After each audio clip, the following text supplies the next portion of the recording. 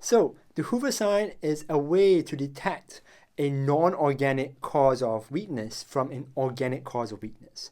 A non-organic cause of weakness can be things like functional weakness, and an organic cause can be things like multiple sclerosis.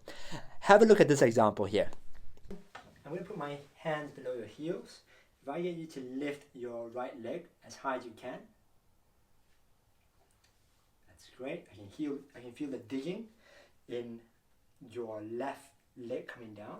And if you try to lift your left leg as high as you can, that's fine. And what I can feel is that there is no digging on your right leg onto my hand. Alright? Thank you.